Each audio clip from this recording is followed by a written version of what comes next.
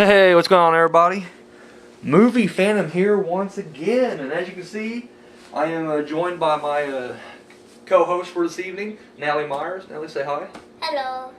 There she is, and yeah, I want to go ahead and thank my co-host last week, which was Lynch, my brother, and then I want to thank him and Robert Chaney for doing the Chicken House show, the roundtable thing we did. So, thank you both for jumping in last week.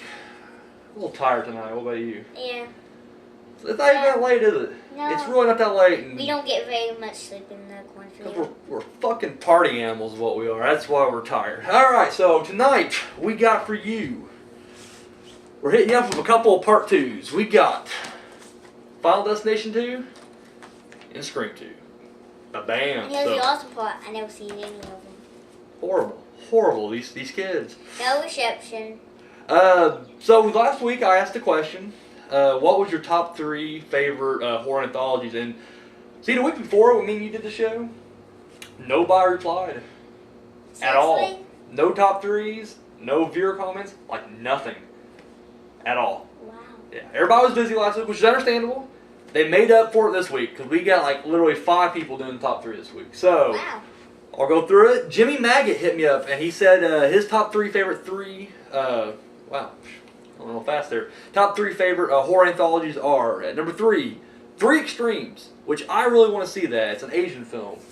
Yeah, did they make a part 2 to that also? And I need to see both of them either way. But yeah, his number 2 was also my number 2, Trick or Treat, and number 1 was Cat's Eye. So Cat's Eye. Oh yeah, Stephen King. 3 different stories from Stephen King. Or it's 2, and then the third one's the actual end of it. Really good stuff. You would really like Cat's Eye. I think you would. Check it out. Sounds good. Red Dragon Autobot 97 hit me up, and he said his 3 were actually Trick or Treat was my number 2 or my number 1. My bad. Because this guy had the exact same setup I had, except we switched a couple around. His number 3 was Tales from the Dark Side, which is also my number 3 because it's a great movie. Of course, now our 2 and 1 were switched around. His number 2 is Trick or Treat, and number 1, Creep Show. So yes, boom. Thank you for that. Appreciate that. 13th Wolfman hit me up, and he more or less said like he's going to try to throw out, and this is what he normally does with his top 3s. They're not always necessarily his top 3s. They're just more or less the like 3 that maybe you ain't gonna think about kind of thing. And I swear though, like as soon as like me and Lynch were talking last week, we'd run through the top 3 segment, we go on to the news, I literally start thinking about these 3. Like, these are the first 3 that popped in my mind. Like, shit, why didn't I mention these? Because I was blanking on horror anthology last week. I'm not just saying that, but literally these were like the 3 that came to mind initially. Just weird that you get the same 3. His number 3 was Vault of Horror from the 70s. I believe it's British too, horror film. And then the other one is Tales from the Crypt. Not to be confused with the TV series Tales from the Crypt, but the actual movie Tales from the Crypt. And then his number 1... Sounds really confusing. You know, it sounds confusing. It's not confusing. It's. I got nothing. I'm not gonna lie. I thought I had some banter saved up. I got nothing. It's tiring. I'm tired right now. Me and like Phantom's a little tired. Just a little tired. We should have definitely got some like Starbucks or something before pepped us up.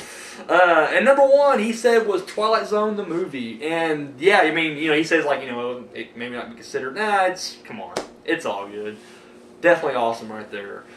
So thank you, 13 Wolfman, appreciate it. My boy, My Bloody Sanitarium hit me up, and he said his 3 was number 3, Creep Show, 2, Cat's Eye, and then number 1, he said Body Bags, which I'm pretty sure that's the John Carpenter and I believe George Romero movie. It's just I've yet to see it, but I've actually heard really good things, so I definitely want to check that out.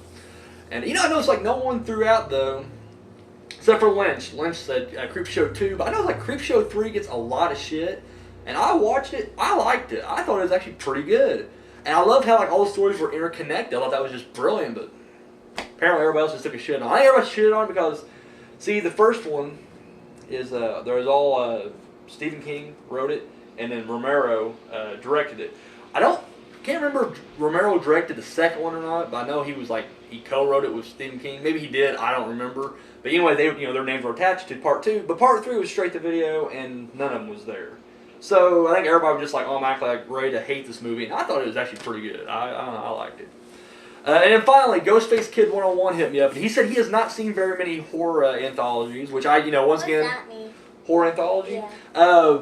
Basically, like an anthology is just kind of like a series or a set of different stories or movies, if you will. So like a horror anthology is like a movie where like you pop the movie in, and like I'll give you an example of one. Maybe they're sitting around a campfire, and they're like, let me tell you about this story, and then it cuts to a completely little segment of the movie. Like maybe there's like 4 stories in one movie, so it's all one movie, but there's like 4 little short films put together. So that's what horror anthology is. Ghostface Kid said he hadn't really seen a whole lot of them, which by all means check out all these that we're listing right here. But he said he had 2. He said he didn't have 3, but he has 2, so his top 2. Scary or Die, which he said he found in the red box, and he said it was pretty good. And I'm not gonna lie, this kid has not really steered me wrong yet, so I'll definitely check it out. And then his number 1 was Trick or Treat, because come on, Trick or Treat is just freaking awesome. So, all right, so I want to thank everybody, once again, for this. Now this week I figured we got 2 part 2s. Bam. 2 part 2s. 2 part 2s. So I figured the question's gonna be, what are your top 3 horror top 2s? Or sorry, part 2s. Ugh. He's a little tired. Leave him alone. Okay, let me try this again. What are your top 3 favorite horror part 2s? And it can be anything. It doesn't necessarily have to be a part of a series. Just any part 2, whether it's like Fright Night Part 2, or The Grudge 2, or whatever. It could be any Texas Chainsaw Part 2. Whatever you guys want to do, part 2s. For me personally, and I'm not gonna lie, this is gonna sound very generic, but to me they are just my favorites. At number 3. Man, because I'm debating, because I ain't gonna lie, because the other ones in my mind right now is kind of like, fuck it, I'll just pick one. I'll go Phantasm 2. I have Halloween 2 written down. Halloween 2 is awesome, but I literally just now thought about Phantasm 2, and I was like, man, that's a really good one. I'm gonna keep it Phantasm 2. Phantasm 2 is, my number 3. At number 2, Friday the 13th Part 2. I think it's just an awesome movie. I grew up with it. It's one of my favorites. It's one of my favorites in the series, period. What about number 1? Well, 1's great. I love 1. 1's always going to be a classic. But these are part 2s. What's your favorite part 2s, So I'm going Friday the 13th Part 2. And then my number 1 is Dawn of the Dead, which is a sequel to Night of the Living Dead. So technically it's part 2. So, boom. There it is. Phantasm 2, Friday the 13th Part 2, and Dawn of the Dead. So, what about you? I mean, off the top of your head, have you seen any horror sequels? I don't think so. I'm not sure?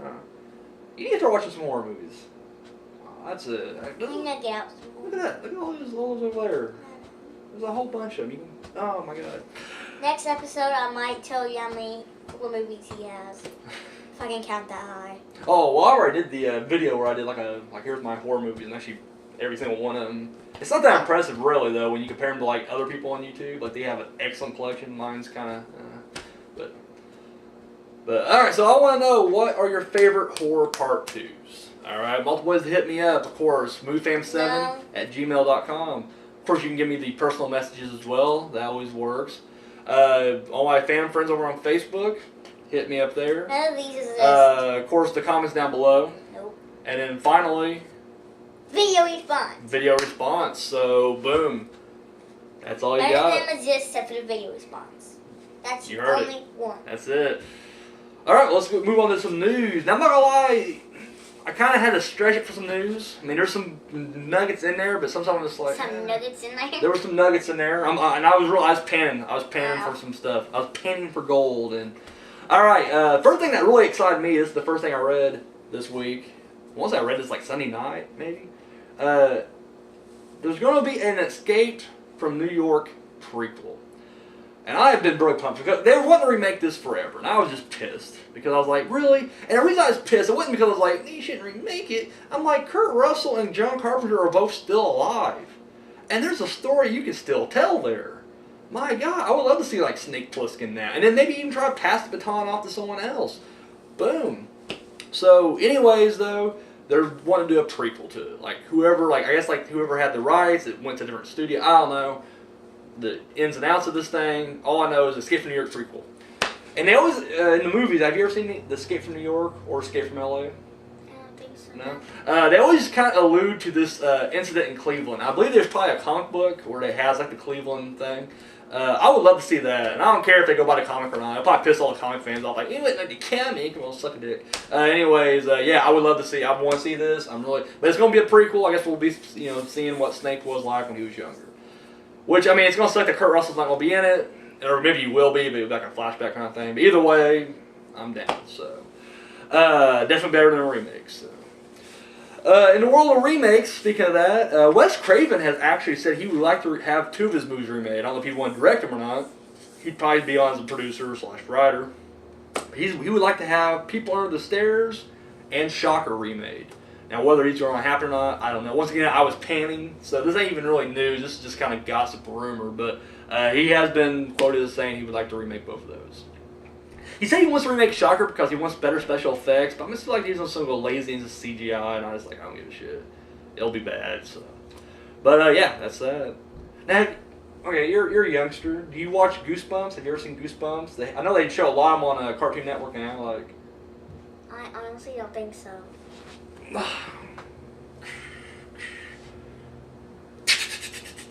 Oh my god. Well, it was like a junior. Like, Tales from the Crypt or Twilight Zone even, or, oh my god, these kids today. This is what's wrong with America right here. This is what's going to be the... I'm not a lazy kid. I don't lay around watching TV all day. Actually, yeah, I do. I just don't watch movies. I watch, like, SpongeBob. You're a typical kid. Yeah. Well, when I was a kid, I used to watch, like, Are You Afraid of the Dark and Goosebumps and... Well, I watched regular horror movies, that was like 1,000 years ago. Oh, Natalie took a shot. Natalie Myers took a shot. Anyway. That just meant that was Goosebumps, they're going to go ahead and they're wanting to do a theatrical movie. Now, I'm not sure what they don't have. Right now, this is just what they said. What I'm saying right now is what is on paper. They want to make a Goosebumps movie, and I am freaking pumped. They got the director. I forget what the dude directed, but it was like kid-oriented stuff. He did like, I think he might direct like Monsters vs. Aliens and just other cartoons. Monsters vs. Aliens? Alien vs. Monsters? I don't know. Don't bust my stones on this. I'm not sure what the movie's plot or title's called. It's something like that, though. It was like some kind of cartoon thing. But I'm like, I don't know. I'm cool with that. Like, I don't know. I want to see it. I'm not going to lie. I'll probably check it out. I don't know if I'll be in theaters or not, but I'll definitely check it out. Saw a picture. There's a movie coming out this summer called Pacific Rim. It looks horrible. I'm just already like, it's giant aliens fighting giant robots. Anyway. That sounds awful. But the thing I thought was pretty funny was they actually had a picture. Apparently, like these monsters just take a big shit. I'm not joking. It's a huge piece of shit. And they had like bulldozers like putting the shit together, so it's just a big shit pile. And I'm like, anything with the poop and tile is hilarious. It is. It's always funny. I'm not gonna lie. I like poop humor. Not last week, but the week before of the It comment with the floater joke. Ah, yeah. See, there it is. That was good stuff. That's what I'm saying. Is that poop humor? It still does. But the thing was funny about the picture. The thing was, I always remember when I was a kid and I used to watch like Godzilla and even King Kong. I'm like, where's their shit at? Dude, this like giant dinosaur is like tearing up the city. He's taking a dump. He's been eating like people in subways and shit, but no shit. So I thought this was kind of funny. It's not even news. That's how much I'm stretching this. It's not even news. I'm just like, I saw a picture of monster shit and I'm sharing it with you. And the final piece of pseudo news is apparently the studio is called Zombie Studios. They're making a new Zombie Studios. They're making a brand new survival horror game. And the game is called Daylight, and they showed a little teaser of it, and it looks pretty creepy. Like it's more of a psychological horror, I think, kind of like a Silent Hill, I guess. But it just shows like this girl. She had like at one point she had like a glow stick, and she had like her phone out, and she was just kind of. And the phone she had a map on the phone. And she was just trying to. But dude, it has like that dark atmosphere. I don't know. It looks kind of creepy. I ain't gonna lie. I would like to check this out. It's from the people who did. I'm not sure if they're called Zombie Studio then or not, but they did the Saw video games. So whenever they did Saw games, people are doing this now. So, all right, that's all we got for news. Now, normally I always try to keep you guys up to date with horror movies coming out, soon. And we actually got one that came out this weekend. Pretty sure it's going to be a limited release kind of deal. Movie called Come Out and Play. And what it's about is this guy and girl. She's pregnant. I'm guessing they're married. Somehow they go on a boat and they go to this island, and they get off the island. They're looking around, and all people are fucking gone. And then you find out the kids had like just murdered everybody and took over. To me, initially when I watched it, I was like, this looks like Children of the Corn on an island. That's what it looked like to me. Apparently it's a remake. I forget what the original was called, and I had it up here, and I should have wrote it there, but I didn't. Anyways, I mean, check it out. Come out and play. Looks very low budget, but it looks pretty good. Like, it just looks like, I don't know, it looks kind of crazy. Like, it looks like it took, like, Children of the Corn to the extreme. I don't know. I kind of want to check it out. I ain't gonna lie. Have you seen the trailer for the shed, or no? Looks really good. I'm not gonna lie. I'm really pumped for this one. So yeah, that's all I got for that. Some comments now. A few weeks ago, Ghostface Kid 101, he asked me a question, and I didn't hear it, or it was something like that. So it basically, I skipped it. So here's the question he asked before was now if I was in a horror movie, the Phantom's in a horror movie as a victim, how would I like to die? Like what, And I'm not gonna lie. And of course, he made the joke like you can't die like having intercourse and like that. So I was like, all right, fair enough, because that would have been my answer right there. I would want to go out heroically. I think like I would want to be that guy who like they're trying to there's like two kids, like children, and there's the girl and she's trying to get the children out, and I'm like, go, and I'm like, I'll hold him off. Knowing I'm gonna get killed because you can't hold off. I'm thinking like the boyfriend. Myers. Yeah, the boyfriend in Halloween 4. Like they're like her and Jamie run up the stairs. He's just like got the gun. He's just like go, and he's just like he's struggling loading this gun, and I don't know. And of course you know he's dead anyways. That's the death I want. I want to be able to be like, get out of here, guys! I got him, and I'll run after him, and I'll probably run like a sissy, and then he'll just catch me and snap my neck. And I'm open for a quick death like that. Like I don't want any kind of painful. Like stabbing over it. Yeah, I don't want like dude like keep cutting me and then like cutting upwards. I'm like, oh my god, just kill me already. I would much rather have like my neck broken or even decapitated because I think that'd just be quick. Decapitated, head cut off. Because it'd be quick. It'd just be like, oh, it's what I thought it would be. I'd be like, holy shit, it's gone. That's how I want to be killed. Yeah, it'd be quick. I want a quick death. I would be shot. Nothing with the eyes, or the teeth, or the nose, or the ears. Don't fuck with that. Like, I don't want, like, his thumb in my eyeball. I think I'd just start crying out my good eyeball because my the other one's got a thumb in it. So, yeah, that's what I want. I want to basically awesome how you worded that. I want to sacrifice myself to save others, and then I'm going to run at the guy. And then I'm going to just imagine, like, if it's Michael Myers, he's going to break my neck. If it's Jason, machete across the head, chop my head off. Or like when he goes running after monster, he goes kick him in the bad spot. Oh yeah, dude, like literally. Like a metal thing, he goes, and just goes down crying. Oh, I'll play dirty. I ain't gonna lie. Like I will literally, like I'll be putting my thumb in his eye, like trying to go throw like salt in his eye, like you ready to rumble now, Myers? Let's go. Or you can take a giant machete and just chop his head off. Good point. I don't know why. Why do they think about that in the movies? Every movie I've ever seen, it is like, there you go. You got the idea, Myers. Just grab a machete and chop their head off. He probably just put his head back on and scoot back on. I don't say he'll come back in the sequel. Yeah. I won't because I got killed, but he'll come back in the next episode. And then this week he asked, so that's my answer for that one. Now this week he asked, what would my dream film be? And he's just like, whatever you want, what would your dream film be? And like I've always had ideas for different movies up here. But you know what? Like, I'm going to go ahead and just go away from that. Like, I would just want a movie, almost like that video game. A few months back, I had an idea for a video game. I want to get this movie. I think it'd be a good movie. I would almost, you'd have to, like, this is why it's a dream, because you'd have to have, like, everybody agree on it. You have to have different studios sign on, whatever. But, like, the guy, like, he's in his basement. He's a DVD collector or whatever, and he finds like one DVD or even a VHS, whatever, he puts it in, and when he turns it on, it's just static, but then it sucks him into the TV, and now he's in like the horror realm, and like now he's in different movies. He just has to survive each freaking movie they throw at him. So like maybe he's in like Friday 13th or Chucky or Child's Play, and he has to like but he has to use like the horror knowledge he has, and I wouldn't have it like be like a comedy.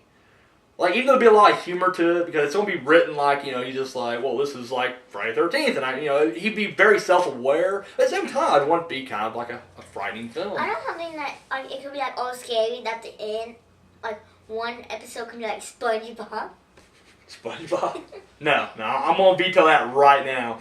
Because I already got the ending, because I feel like at the end, like, he's going to face, like, the demon, like, he's going to be the new villain of the movie, and he would defeat him somehow. Wouldn't really defeat him, I guess, but he'd take him down. And then he'd wake up, and he'd be, like, in his basement. He lives in his parents' basement. He's, like, 30-something, maybe in his late 20s. And he's just like, oh, holy shit, I did it, And he takes the tape or disc out, and he breaks it, just like, yes! And when he starts walking away, the TV kicks on, and it's the well from The Ring. And you hear that, and he's just like, and he turns around, and that's when you see Samara come up from the well, and then it just cuts to him and goes, oh shit. Cut to black, roll credits, movie. And I'm like, that's it right there. That'd be awesome. If I can have that happen, boom. Actually, at the end, like, here it comes again, he goes, not again. I like the holy shit. Like, I like that. It adds more of a punch, and he's just like, oh shit. And then cuts the film, and yeah. It's over. It's over. And then hopefully they'll make a part 2, and I don't know what you do part 2. I don't care about that. First one's all I care about. So yes, thank you, man. Appreciate it. Does it have to be a horror movie? Do what? Like, was the question have to be a horror movie? Or could it be like a plain movie? I guess it could have just been a plain movie. I mean, he didn't really specify. It could be a world made out of candy. Do what now? Yeah, a world made out of candy. A world made out of candy? But then, like it'd be kind of neat. You have a world made out of candy, but then when everybody's like eating, they get like tummy aches, and they're like, "Where's the fucking meat at? Like, this is horrible." But you think about it, like, now, like, candy's great. You eat too much of it, you're gonna get sick eventually, and you'll be like, I want something else to eat. That's the whole problem. Like, they're in a world of candy, and they're trying to find like a real place, and they can't. And all their teeth's rotting out, and they're all like, if you swim in the milk, like, pool, you'll get like to a pizza world. I'm gonna punch her in the face. I'm just gonna punch right this kid. Oh! Easy now, calm down. I was joking. So thank you, OJ's kid. I appreciate that. Brian Huff Jr. hit me up, and he actually sent me a video, and I guess he's really trying to hype up this thing. And he's definitely participated on the show before. He's sent in comments and top 3s. So I just want to kind of repay that back. I guess he's making his own Psycho remake. I'm not making this up. Brian Huff Jr. is making a Psycho remake. Now I don't know if he's doing it spoofingly. I don't know nothing about it. Like, I don't know I don't know if he's gonna try to do like a low budget thing. If he's gonna be serious, but I don't know. Psycho remake. I urge everybody to check it out. Brian Huff Jr. I'm sure if you just type Brian Huff Jr. and do the thing, it'll come up. Cause I'm really just lazy to put a link down there. It don't take that long at all, actually. I'll put a link down there. I'm just a lazy dick. And then finally, my boy, my Blaze Sanitarium hit me up, and he just said he really dug the roundtable show we did, and just gave it a real big thumbs up. And thank you, man. I appreciate that. Roundtable is just something that kind of is actually what even my idea. It was really the man with no name, and he was like, "You should do a roundtable type thing where you just sit around and talk about movies." I'm like, "That'd be awesome. Let's do that." And then it came around time to do it, and of course Lynch was down, and Robert Cheney was down, and then the man with no name didn't show up, so I was just like, we'll go on without him. So I know what the man with no name can be called. What? A sissy. A sissy? Because he didn't show up. There you go. I didn't say it, man. She did. I'm just saying. I just threw you under the bus. He's crazy. So, but yeah, no, roundtable thing. He told me before the show come on. He told me to say it. Oh my God. Pin in the eye. But yeah, no, I don't know if it's going to be a regular feature or not. I think we'll try to do it once in a great while kind of thing. Because, I mean, that was like an hour. And I know like my show would kind of run long anyways. But, like, I wasn't expecting anybody to really watch this thing or anything. So, I don't know if we're going to keep doing it or not. It'll just be, if we do, it'll be a once in a great while type thing. So, but yeah, that's it. So, once again, you want to hit me up with a comment, question, hate mail. No. You got questions for some of my guests. Questions will be okay. Questions will be okay. You know how to hit me up. All my fan friends over on Facebook, hit me up there. Yeah. Moviefam7@gmail.com. Personal messages, they're welcomed. And then the stuff the comments down below. And then, of course, video response. So, boom, there you go. We should get some reviews, shall we? We shall. All right, back in 2003, little film called... a long time ago. Boom. Final Destination 2. All right, the plot of this is that, these people, they're on the freeway, and this one girl has a premonition, much like part 1, and she sees that there's going to be a massive crash that's going to kill a lot of people. And so she doesn't get on the freeway. She's like, no, I'm not going on there.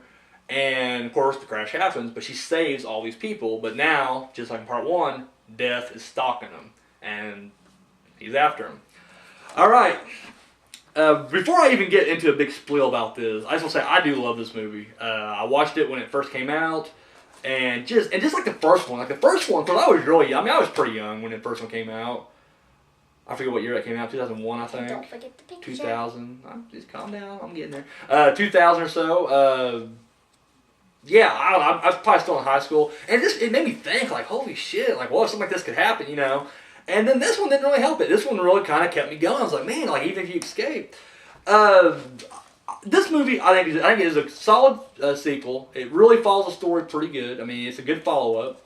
And, of course, this is just at that 10-year mark, so I'm going to drop some spoilers big time. Yes, I think the acting is all, pretty top-notch. Good to see Tony Todd come back in his role. And you can see, the first one, he wasn't bad in the first one. He did good. But it seems like he's enjoying himself more in this one. Like, I can just try and tell he's really more into the character this time around. So, once again, and it does a good job. I mean, if you haven't seen part 1, it does a pretty good job just explaining what happened in part 1 early on. And then, of course, she has, because you all know what's going to happen. You're going to see some awesome, and it is one of the greatest, I don't know how many giant freeway crash scenes there are in history of film, but this is the best one I've seen so far. So, as you see this awesome, gruesome pile-up, that someone's going to see it and they're going to try to save it. It turns out to be this girl. And just like, in the other one, people start dropping. But in this one, they kind of catch on, because you don't want to be like the other one where you're just, like, learning it. It's almost like they remember that the boy Alex from part 1 was like, he had premonition and everybody started dying. So they're catching on quickly on this one. And so she's trying to warn everybody. And then, of course, in doing so, they look for Clear Rivers, who is played by Allie Larder. And she was the only survivor from part 1. Boom. And she's actually checked herself into a mental institution. In fact, if you remember at the end of part 1, actually her and Alex survived. But Alex, I don't know what the reason he didn't come back for this one, or if he's even asked. Either way, I couldn't imagine him not being asked to come back, unless he was just a dick to work with in the first one. But anyways, they brought it off as he got hit by like a falling brick. That's how it happens. Brick fell, crushed his head, he died. But anyway, she kind of tells him. Painful. It depends. I don't know. I think it looks painful. I don't know if you pain. I think once you get hit, maybe you're just like instantly out, and then you die. I don't know. I've never been hit in the head with a brick or a falling brick at that. I don't want to be. No. Doesn't sound like a good time. Doesn't look like fun at all. But she kind of, they get everybody together. Of course, you got a lot of skeptical people, but they're basically trying to be like, here's how you can do it. There's signs. You can look for these signs. Because even though the girls have the premonitions, there are just certain signs you can look for. And I just thought that was really neat. Almost like they band together. And once everybody is, boom, in on it, then we're going. Just like with the first one, the death scenes are pretty intricate. This one's more about the build-up. And it's a crazy build-up, and then it just hits you from the left side. And of course, I think the best example is when the dude's in his apartment. And it sets, it does show a nice little, when you already see it once, it's kind of obvious, like, well, I want to play a part in there. But in the very beginning, he goes into his apartment, he takes his spaghetti, old spaghetti, and throws it out the window. Doesn't do anything like that. He's in a big apartment, just out the window. And it even shows it hit on the ground. Now, that's kind of establishing that something's going to happen, but you're not thinking it. It's so mundane, you're just like, Anyways, it's a whole thing where, basically Death's in there, and what Death does, he basically makes the magnets. He has, like, those letter magnets on his refrigerator. It falls in his noodles. He cooks the noodles up. At this point, he gets his hand, he has his watch, and he drops his ring or something into the garbage disposal, puts his hand in there, hand got caught. At that point, there's a fire. There's other stuff I'm leaving out, but basically, long story short, fire breaks out. And you're like, holy shit, this is it. And he gets himself finally free, The window's shut on him, like Death's wanting to be caught in fire. He breaks the window out, goes down the fire escape. Fire escape gets stuck, and he's just trying to rock it. He slips, the thing goes, and he falls back, or he falls down. He's like, oh, I'm lucky, and he slips on that spaghetti, and he falls down. And then the fire escape loosens up, and he goes right down, and it stops right here in front of his face. And he's just like, holy shit, and then boom, it goes all the way down, kills him, impales him right in the face. That sounds awesome. Oh, dude, it was. It's awesome. I think the death scenes in this one are way better than the first one. I do think the first one's better story-wise, even though this was solid too. I just like the first one. Like I remember when I was in high school, we had a kid die. I didn't know the kid personally. How? Car wreck. I'm pretty sure drunk driver, there's drinking involved, and the kid was a dick anyway. So I mean, I didn't really care one way or another, but it affects you either way because it's the first time that when you're that young, you're kind of hit with like that. Wow, you know. That kid died. It could happen to anybody kind of thing. So I think the first one kind of, you know, especially when you're around that age and you're watching that movie, it does kind of like, wow, you know, these are kids, you know, you're relatable. Here, they're, you know, they kill almost all the kids off immediately, and then, of course, you know, get the adults there. But this one, you know, the first one had more story, but this one, you know, I don't know, it didn't really affect me that much as it did the first one. But this one definitely had the death scenes going for it. I think another memorable death scene is when there's an explosion, and dude, this fence flies out. It's a barbed wire fence, and a dude gets cut in threes. Dude just standing there, he just like, and then he just falls apart. And I'm like, yes. That sounds awesome. The scene where the kid, and that's the other thing, the guys who wrote this were the guys who directed Butterfly Effect. And when I remember when I did my little DVD. You know, run through my DVD that came out with Butterfly Effect, and I said, like, that's got a lot of dark stuff in it. Like, I'm not trying to sound like a pussy, but I'm like, you know, it's kind of dark, you know, subject matter in that. And I can just tell, like, in this one, it's kind of the same way where, like, that little kid, he's a kid, like 14, 15, gets killed, and they didn't give a shit. And that was pretty good setup, too, because in that one, he goes to the dentist, which I'm already like, oh, they're going to mess the drill up, and so I'm like, hit us, oh, God. What happens is, you know, long story short, because you guys have probably already seen this, and I'm just going to speed up to the good parts for you. The kid's there, and of course, as they're in the other room, the doctor's in the other room, they basically accidentally hit the gas. And like now, the gas is there, like it cranked up, and now he can't quite move. Like the gas is affecting him. There's a little like mobile thing, like, you know, like above a baby's crib, like they got the little thing that spin. It's like one of those, and like this thing falls off in his mouth. It can't get it out, and he's passing out, so now he's going to like swallow this thing, and that's like a frightening moment right there, because I mean, I don't know, suffocation is one of the things I don't like to F with, and he's just about to go down, and then the girl comes in and just pulls it out, and she just kind of, what the hell? And you're like, how's he, you know, I thought he's going to die, and then when he go outside, the other people were like, you know, stay away from the pigeons, because the pigeons was what was like the big key in this thing. It was like the premonition was pigeons. And they're like, stay away from pigeons. By the time he sees all these pigeons, and he runs toward them. And of course, when he goes to the pigeons fly. This guy who they're doing construction, he hits the lever on this thing, and this giant glass panel just falls, and it like liquidates this kid. It just goes, kills the kid. In front of his mother. And you're like, holy shit. Like, oh, I wasn't expecting that. Yeah. And then, once again, I mean, these are just like some of the best death scenes there. There are others. When the woman gets her head caught in the elevator, another good one right there. Sounds like a great time. Oh, great time right there. Yeah, I mean, what I want to say about this, there is one thing though that really bugged me, because I always thought like I had it all up here and I could make sense of all of it. And then when I watched it, this is the only time I brought this up. When I watched it the other night, something kind of stuck out at me. And I'm like, what the fuck? And I started thinking about it. And it started giving me a headache because it hurt so much. Alright. I'm not gonna lie, I don't expect you to get hardly any of this. So this may go over your head completely. Okay, if you remember, I might go a little closer on this one here. Alright. Got a little thing here. Okay. This is a very crude chart of the first two Final Destination movies. Okay. In this movie, you remember, okay, remember part one, there was an airplane that's going to explode. And some people got off. Premonition. So Death was going to kill them, okay? Because he got set things right. So he's killing them off or whatever. But see, when they got off, you learn in this one that those people's, like, when they get killed, But those lives affected these other people who were supposed to die. And those are people who were in part 2. So, in part 2, Death was going to take care of them with the giant car wreck. And he was going to just, boom, that was going to be the end of it. Car wreck, and that's it. But this other girl has the premonition. And she goes around the car wreck. Alright, and they save him again. So now Death's got to, try to kill them all again. There was one guy that as they're trying to, when they're trying to fight this thing off, this goofy kid walks in front of a van, he's going to get killed, and the guy pulls him to safety. That's the van right there. I didn't want to draw something else. I figured my van, my car looks just like, it doesn't matter. So anyways, the guy pulls him to safety. Alright. So Death's killing them all off. Now they are told that new life can end the cycle. And there's this pregnant woman there, and you assume that because that girl, they think was supposed to be in the wreck. So they feel like if that baby's born, it will stop it. But then you find out the baby was not in the wreck. Long story short, you find out that the main girl, she has to die. She plunges into a lake. Plunges into the lake, and then they bring her back.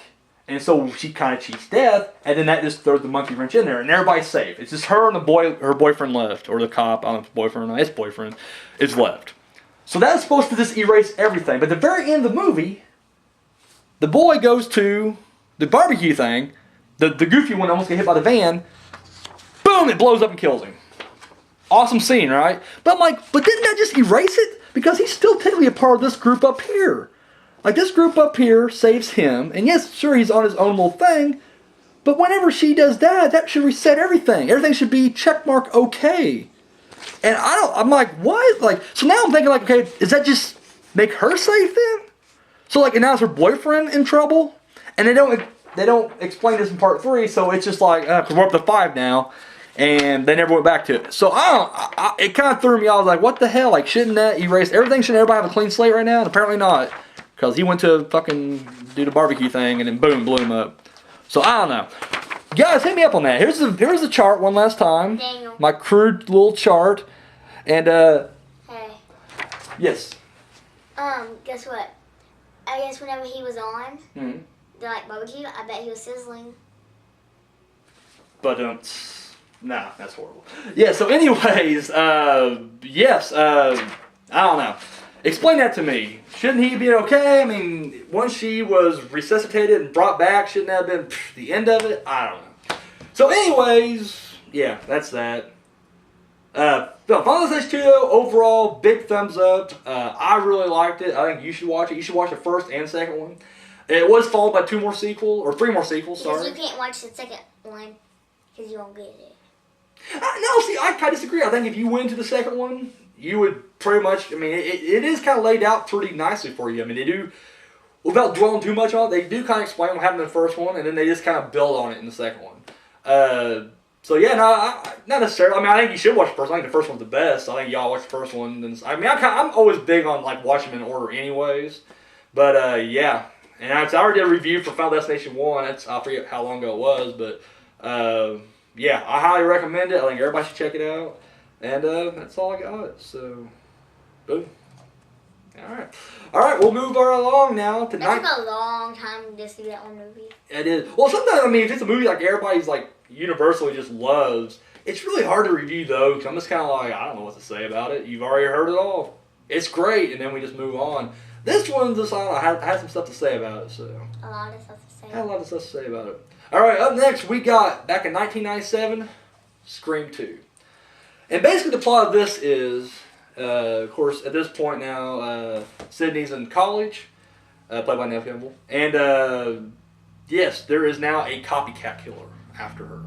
And kind of using the basis of the first, set of murders as like the template to kind of get everything started. So yeah, that's the basic plot there. And of course, I'm not gonna lie, this is 97, and I'm gonna be dropping spoilers that include the killer. So I'm not gonna lie, after this review, I'm pretty much done. So if you have not seen part 2 and don't want to be spoiled for you, turn it off now. It will not offend me. Alright, now, I haven't even done a review for Scream 1 yet. That's kind of weird. Yeah. Then you should do this one. No, we're doing Scream 2. I'll be fine. We'll hit Scream 1 some more time. Yeah, so Scream 2, I'll tell you right now, I like them in order. 1 through 4. 4 I did not like. But 1, 2, and 3, yeah. when 1 came out, it blew me away. I was like, this movie's awesome. And it did. It rejuvenated the whole, like, even though it's arguably that, I mean, the whole whodunit killer motif is, it's been around for a long time. But this one really brought it back. I mean, you got, like, imitators and spin. I mean, I Know You Last Summer. That's clearly, like, inspired by Scream. Same writer and shit. Urban Legends comes to mind, too. Even Valentine, I didn't like it, but, you can tell me, that was clearly, like, that was, like, the last in the cycle of, like, Scream ripoffs that, So Scream 2 kind of came in. It came out 1 year later. So it wasn't quite as, well, we weren't quite sick of it just yet. By part 3, I always felt bad for 3, because I felt like 3 came out when we were already done with the whole mask, whodunit, who could it be type thing. So, and I like 3. I thought 3 was really good. I felt bad for it because I feel like a lot of people didn't like it for that reason. They're just like, we've already seen this shit. Nah. But 2's still there. All right.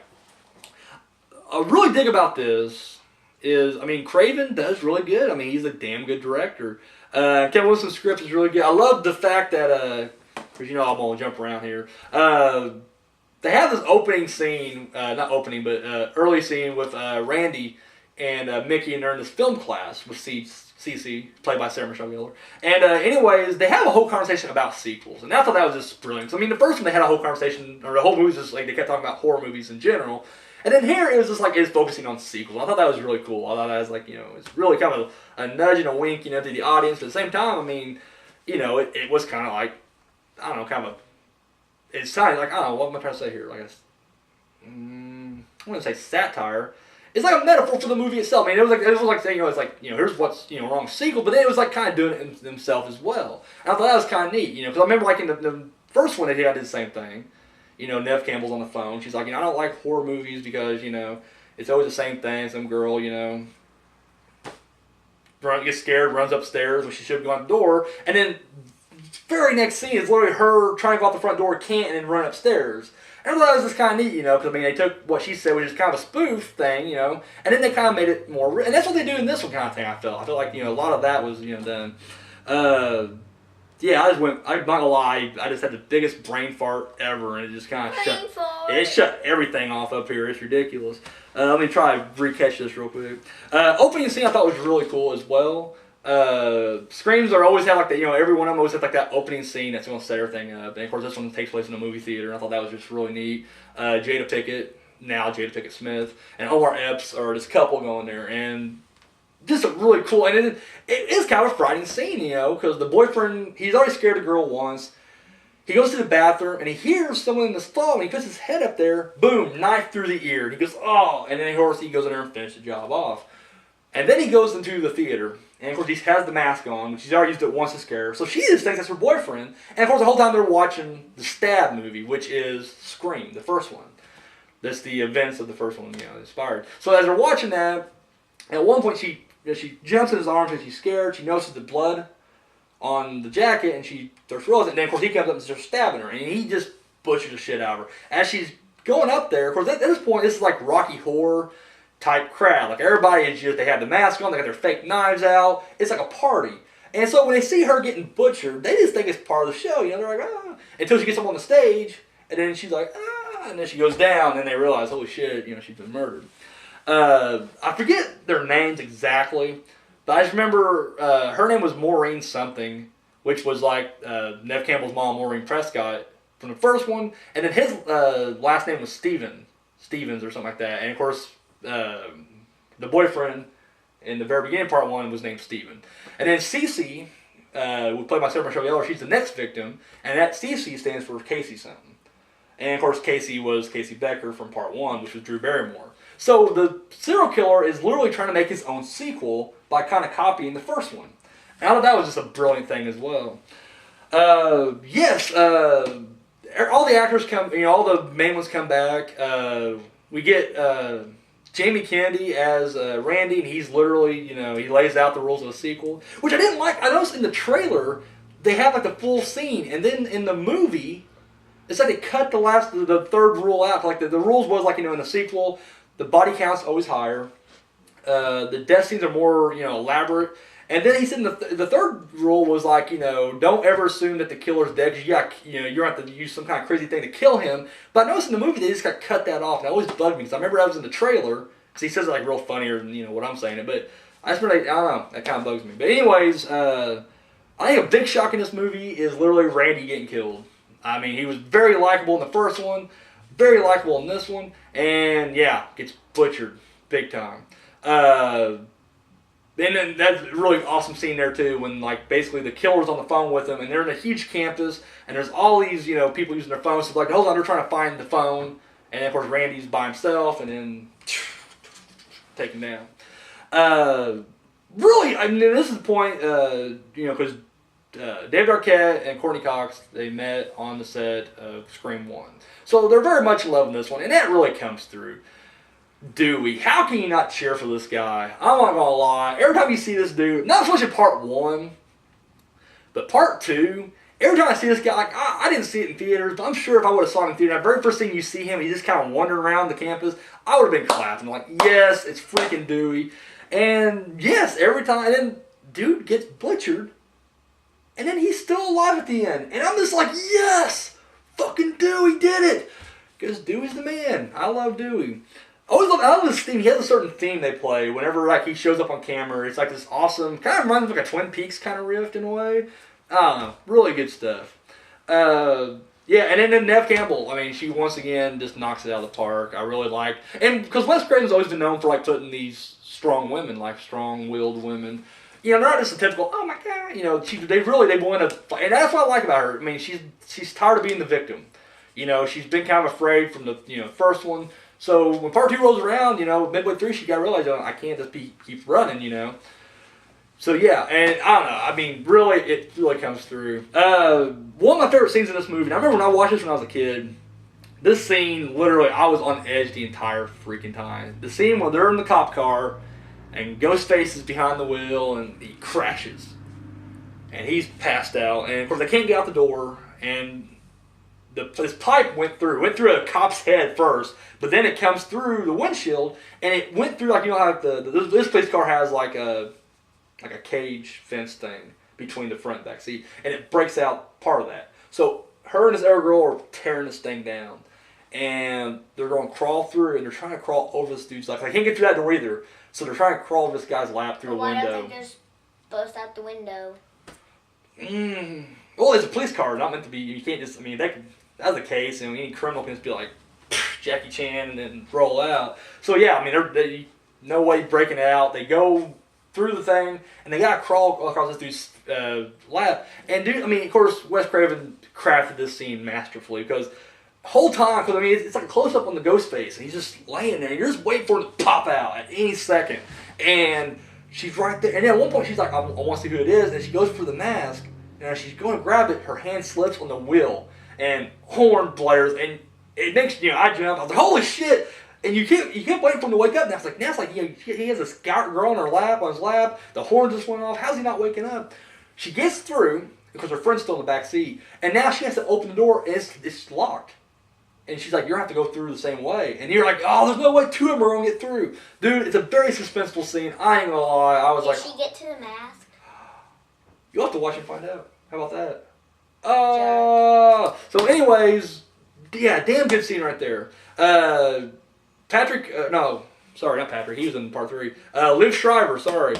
He has more of a role. He played Cotton Weary in the first one, and it was only shown briefly. He was the one that was initially, fingered for the murder of Maureen Prescott. And the whole time, he's just trying to get his big interview. That's all he wants. He just wants his 15 minutes of fame. He has more of a part role in this one, and I mean, he's always been a good actor. I've always liked his stuff.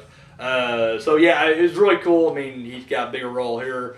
The one thing about this one, and this is the same thing in the first one. I remember the first one, they always showed, like every time, because I mean, you don't know who the killer is, so every time there's a scene with anybody, they try to cast a lot of doubt on that person.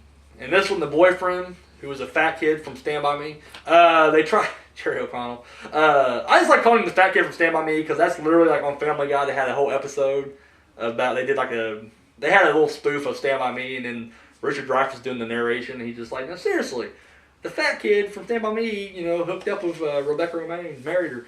I was like, that's funny. So fat kid from Stand By Me is how I'm always going to refer to him now. Anyways, every time there's like any kind of scene with anybody, though, they just like try to make it like he did it. And it even goes with the people. At one point, they kind of like, did Randy do it? He's crazy. Maybe, And I thought that was just brilliant too. I mean, I did like the fact that they're just trying to like basically single everybody out. And at the point, you really don't know. I mean, I remember when I was watching, I was even thinking like, could Dewey, because he has a limp, because he got stabbed in part 1, like could Dewey be faking the limp? But then Dewey's just such a good character. I'm like, nah, there's no way Dewey. Like even in the later sequels where you've been awesome to actually turn one of the main characters into a killer, I'm like, nah, it can never be Dewey because he's just awesome. But yeah, no, I mean, just a solid sequel. I really dug it. Of course, the killer, you find out in this one, the killer was Mickey. He's played by Timothy Olyphant. He's just the other, film geek with Randy. But then you find out why he's killing. And it turns out it is Billy Loomis's mom from part 1. And remember, you watch Roseanne, don't you? Yeah. Okay, Aunt Becky. Oh my goodness. Yeah. No, that's not Aunt Becky. What's her name? The aunt's name. Is it Aunt Becky? Oh, who? No, Becky's the oldest daughter, isn't it? What's Roseanne's sister's name? Jackie. Jackie. Aunt Jackie. Thank you. Got my characters mixed up there. I don't watch Roseanne a lot. Jackie, yeah. She's the killer in this movie. And the whole time she's in this movie, she's a reporter. And you really, I mean, maybe some people are like, I knew it. I didn't. I almost was just like, she's a side character. I mean, I recognized her from Roseanne. Like, hey, cool, she's in it. Didn't think about it. And at the end, you find out, boom, she was actually, and that's the whole thing was just revenge. Like, Mickey has this whole, like, I'm going to go to trial. And it's going to be, and she's just like, no, kills him. And, but yeah, no, it's damn good movie. David Warner has a small part in it, which I'm a David Warner fan. He was in Turtles too, goddammit, so I like him. Anyways, yeah, I highly recommend this. I recommend the entire Scream trilogy. About 4. Fuck 4, that's what I'm saying. I hated 4. I just thought 4. Just 1? Maybe I was just being too rough. Maybe I need to watch 4 again, but I don't know. I went to theaters and watched it. I was just not impressed at all. This is the first 3 highly recommended. I never recommend the first one. I don't know why I skipped ahead and did Scream 2 instead of Scream 1. Because he was born 1,000 years ago. He forgets. I forget. I'm forgetful. Especially on a night like tonight when I'm tired, I just totally forget. But yeah, no, damn good movie. Highly recommended. And yeah, Final Destination 2, Scream 2. 2 really good movies to check out. That's all I got. All right, Natalie, you got anything to add? I'm tired. She's tired. I'm tired. We're out of here. So for Natalie Myers, I'm the movie fan. Adios. We're out. Adios.